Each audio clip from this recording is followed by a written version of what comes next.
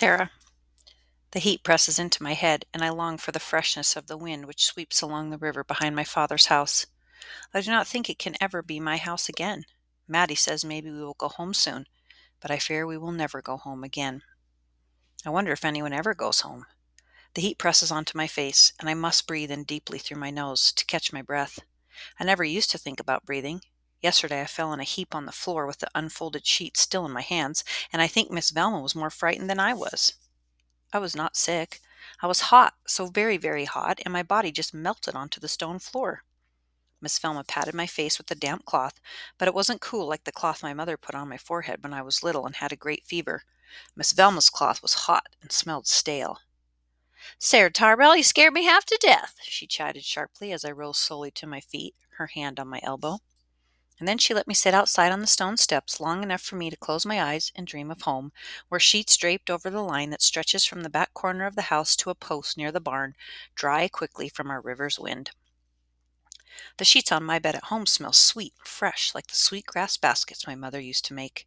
School sheets smell stale even when they are clean, and I know they are clean because I work in the laundry. But I wish I did not. It is hot and smells of dirty water and strong soap and hot bodies that cannot breathe. And so I sat on the stone steps, catching my breath, dreaming of home. And before my dream was done, a voice cracked sharply above my head, and before I opened my eyes, I knew the face that matched the voice. "Just what are you doing out here?" Mrs. Dwyer demanded. I looked up, shielding my eyes from the sun, and saw her immense grayness looming over me, hands on her hips, scowl on her face. Mrs. Dwyer knows only how to scowl. "I told her to sit there. She needed some air. The laundry is very hot today." "The laundry is very hot every day." Miss Velma's voice was quiet but firm, and as I glanced over my shoulder to see her standing in the doorway, her hands too were on her hips, and though there was no scowl on her face, there was no smile. "The laundry is hot for everyone. We all have a responsibility here. If we pamper one child, we will end up pampering them all," Mrs. Dwyer scolded, each word spoken deliberately, her tone implying that nothing else need be said. "I allowed the child some fresh air," Miss Velma explained in exasperated tones.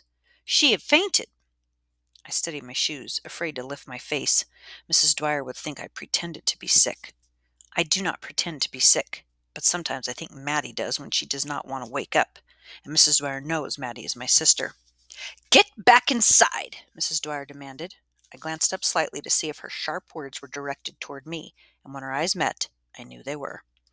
I rose from the steps and moved inside, and I did not look at Miss Velma when I brushed past her skirt. And it is so hot again today, and the heat presses into my face, and Miss Velma is not here to save me if I fall in a heap on the floor. Maddie. Poor Sarah. She cried herself to sleep tonight, but I can't be angry with her. If she were crying for home, I might understand. If she were longing for her mother and father, I might understand. But she is crying because Miss Velma is leaving. Poor Sarah. "Miss Velma was nice," she said to me. "She let me sit on the steps and breathe. It was almost like sitting on the porch at home with my mother when she said it was too hot in the kitchen." "Miss Velma is not our mother," I told her. Then she cried some more and buried her face into her pillow while I sat on the edge of her bed and patted her shoulder. But I cannot take away the hurt. I am not her mother either. At supper, Ida sent whisperings around the dining hall. She said Miss Velma was in trouble because she disobeyed Mrs. Dwyer, and that was all Sarah's fault. I told her to hush, but she wouldn't. We watched after supper as Miss Velma drove away in the wagon with Mr. Davis. Mr. Davis had strapped a brown valise in place behind her, and I wondered if the contents of her whole world were packed tightly inside it. Sarah wanted to run outside to say goodbye, but I wouldn't let her, so she cried again, and I couldn't be angry with her. "Why is Miss Velma going away?" Sarah asked through her tears, though I knew she did not need the answer. "They sent Miss Velma away because she was nice." Sarah. I thought I was dying. When I undressed for bed and saw the stains, I thought my body was punishing me for sending Miss Velma away. Maddie says it is why I fell in a heap on the floor of the laundry. She says I am becoming a woman. I do not want to be a woman if it means falling in a heap on the floor and having Mrs. Dwyer scold me more and more and having Miss Velma go away. When I told Maddie not to tell anyone, she put her arms around me and leaned her head against mine and said nothing. When I asked Maddie how long I would have to be a woman, she whispered, "Forever." But I am not a woman. I am not a woman because I cried and cried and cried like a little child. Maddie. Poor Sarah. Maddie, come here, she called quietly as we were hurrying to ready for bed before the lights went out. Look, she said, as she pointed secretly to the dark stains on her undergarments. Her stricken face told me she thought she was dying. Oh, I replied, trying to sound unconcerned. Is that all? What does it mean, Maddie? Am I dying? Oh, no, I told her. It's probably why you fainted in the laundry, I explained, trying to assure her she was not dying. It means you are becoming a woman. It means you will be able to have babies. I hope I will have babies someday. I have not been a woman since we came to school. I have been a woman at home. I should have been a woman 2 times since we left home. No one knows, not even Sarah, and I don't know why I am not. My mother was so proud when I became a woman, so very, very proud that she made a special basket just for me, a basket made of sweetgrass and blue-dyed black ash. She said it was only for me and I should keep womanly thoughts in it. When I asked her what were womanly thoughts, she told me I would know when I had them. I left my basket at home. Perhaps I will become a woman again when I return. What do I do? Sarah asked. I can show you, I answered. Please, Maddie, do not tell anyone, she pleaded softly. I put my arms around her and leaned my head against hers and said nothing. Then she asked me how long she would have to be a woman. Forever, I told her. And then she cried. Sarah.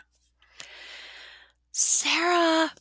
In the distant corners of my mind, I hear the voice of my mother as she stands on the wooden steps calling me into supper. I see her hands cupped around the edges of her mouth, calling out toward the banks of our great river, where I sit at its edge on my favorite stone, letting the water, cold even in the heat of summer, flow in and out around my feet. Sarah! Mother. But it is not my mother who calls my name, and the hardness under my body is not a mass of stone that has felt the river flowing against it since longer than even before my grandmother was born. Sarah, pay attention, please. It is Miss Weston who calls my name, Miss Weston who stands in the front of the classroom, her hands clutching the sides of her book. It is your turn to read, she says. I have lost my place, I tell her quietly, looking up in time to see her shoulders sag as she sighs and shakes her head from side to side. Really, Sarah, you must remember to follow along when others are reading, she tells me. I do not remember who was reading, and I do not remember what was being read. I only remember the sound of the river's waves as they lapped against the rocks. I only remember the sound of the wind as it pushed the water forward to the shore. I only remember my mother's voice rising and falling as it flew on the wind, calling me home. I do not remember who was reading or what was being read. I cannot remember everything. I feel my cheeks grow warm, and as the water rises in my eyes, I tell myself that I must remember not to cry. I am no longer a child who can cry for her mother. I must remember that I am now a woman. Maddie. But Miss Prentice said I should bring these to you, I told Mrs. Dwyer this morning as I pointed to the pile of mending I had placed neatly on the small oak table by the window. Students are not allowed in here, she repeated, the lines of her forehead deepening as her black eyes glared at me, her hands planted firmly on her hips. I'm sorry, I said, but the door was open, so I thought. But what I thought did not matter to Mrs. Dwyer, who would not let me finish. Thought that it was acceptable to enter where one does not belong, she finished for me. Miss Prentice said you needed these, I explained, pointing to the clothes which lay on the table near the window, as starched and pressed and stiff as Mrs. Dwyer. Did Miss Prentice tell you to enter if I was not here? She said I was to hurry to bring you your mending, I said, pointing again to the pile on the table, and the door was open, so I thought. But Mrs. Dwyer, who does not listen, would not let me finish, and instead stared fiercely into my face. I never leave my door open, she barked harshly. Lying is unacceptable, Matilda. She brushed past me, muttering something about Indians not knowing the difference between truth and lying, and I felt my cheeks grow hot because I know the difference between truth and lying, and I know Indians who do not, and I know white people who do not. I am not lying, I said to her back as she stood beside the table and ran her fingers lightly across the garments I had mended, as though she were smoothing out creases that could have not possibly have been there. I knocked on your door, I continued, and you didn't answer. I tried the door, and it was open, and so I came in. But just to leave your things, just to leave them like Miss Prentice said I should." "When a door is closed," she said, each word spoken slowly as she turned to face me, each word spoken louder than the word before it, "it is not open." Then she sighed deeply, as though she were so very tired, and after a long pause, when she spoke again, her words came streaming quickly through her clenched teeth. "If no one answers when you knock at the door, you do not just walk in. You return later." Return later? But I had her clothes. Return later? When her door was open? Why would I do this? At home, no one is this silly. Our doors are always open. People are always welcome. If my mother had a gift of food for neighbors and found they were not at home, she would not leave it on the stoop or on the steps or on the porch where someone's pet might help itself.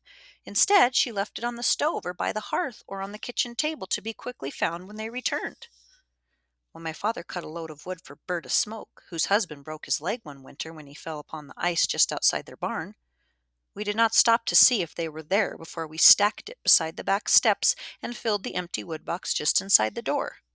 And when we passed them on the road coming from town, their dark mules plodding heavily along, Father did not stop to tell them where we'd been, and what we'd done. He waved silently and only later learned that Berta had taken Henry all the way to town to have the cast removed. "I'm sorry," I told her again, but she said nothing. Instead, she shook her head from side to side and waved her left hand in the air toward me, signaling me to go. There was nothing more to be said. So I turned and left the room, hearing the click of the door as it closed quickly behind me, hearing the snap of the bolt as it locked in place, hearing Mrs. Dwyer in my head saying that indeed her door was closed. Sarah. "You do?"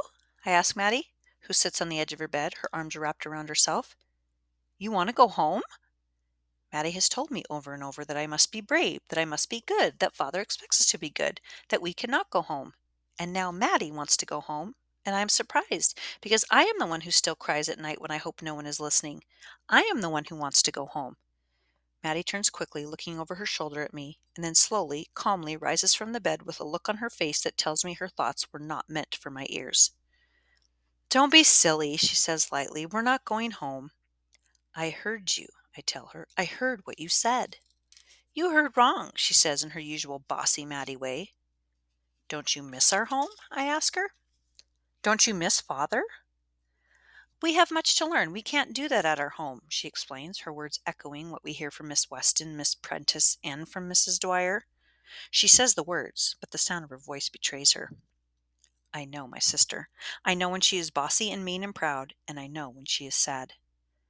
"Maddie," I whisper as I move close to her so no one can hear my secret, so no one will see what I want to show her. I have caught her attention. "What is it?" she asks, whispering too, looking around to see who might be listening. Come see," I say as I take her hand and lead her toward my bureau. I open the bottom drawer and pull out the scarf that Mother made for me, the scarf that Father let me bring to school even though we were told everything we would need would be here, that we would need not bring anything from home. I sit down on the edge of the bed, holding this bundle of woven material in my lap, and slowly, carefully unfold the edges, watching Maddie as keenly as a hawk, all the while holding my breath. "What do you have there?" she asks impatiently. "Shh," I warn her, looking around. As the edges of the scarf fall open, Maddie's hands fly to her mouth. "Oh, my basket, my beautiful basket," she says as she drops onto the bed next to me. "Sarah, you have my basket," she tells me as though I do not know.